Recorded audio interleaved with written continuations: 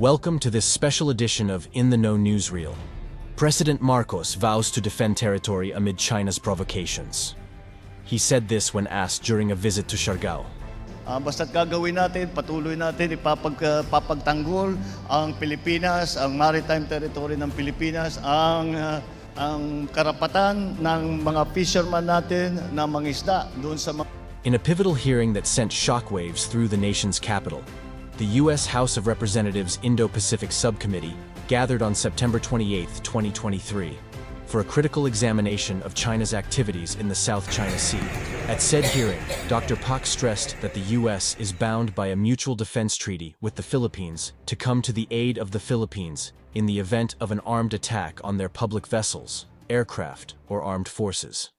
The hearing, aptly titled Lasers and Water Cannons, exposing the CCP's harassment in the South China Sea, aimed to shed light on China's aggressive actions in this hotly contested region and assess the grave threats they pose to U.S. national security.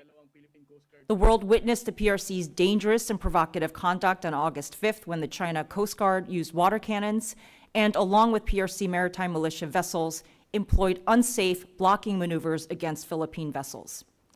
We saw similar behavior during later resupply missions on August 22nd and September 8th, and again most recently when the PRC reportedly installed a barrier to prevent Philippines fishing vessels from entering Scarborough Reef. We have made clear that we stand with our Philippine allies and have reaffirmed that an armed attack on the Philippines' public vessels, aircraft, and armed forces, including those of its Coast Guard in the South China Sea, would invoke the U.S. mutual defense commitments under Article 4 of the 1951 U.S.-Philippines Mutual Defense Treaty.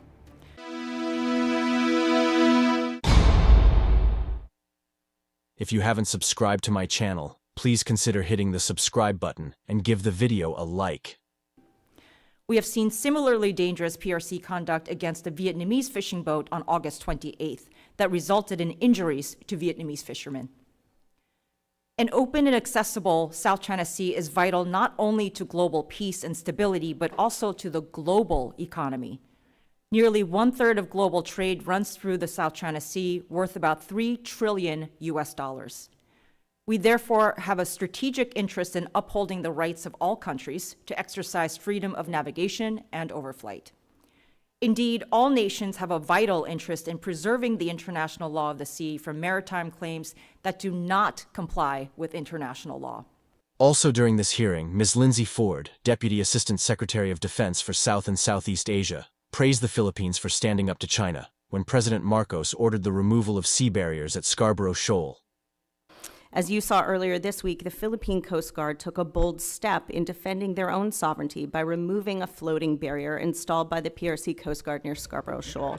And in the face of PRC threats and intimidation, we've seen Indonesia, Malaysia, and Vietnam continue to expand their offshore energy exploration efforts and challenge PRC encroachment.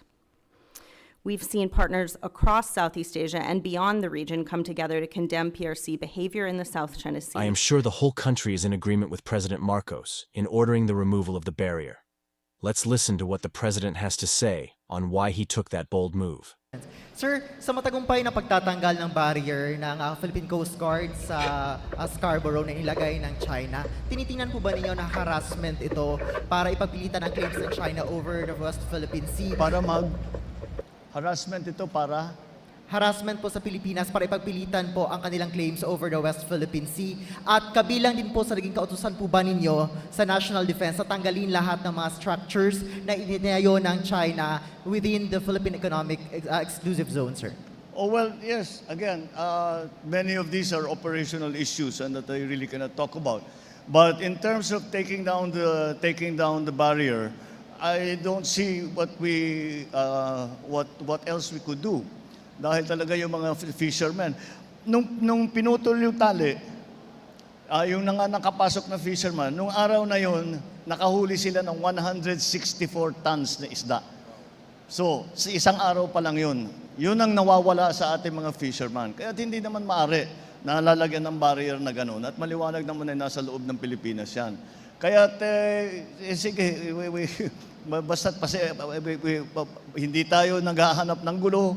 Basta't gagawin natin, patuloy natin papagtanggol ang Pilipinas, ang maritime territory ng Pilipinas, ang mga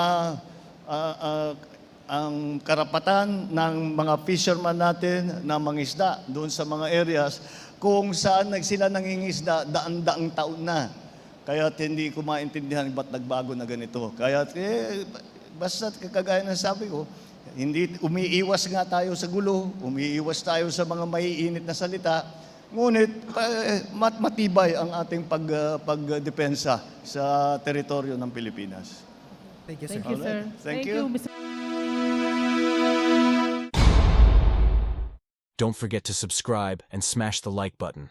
Join the conversation by leaving a comment. Thanks for watching. Until next time.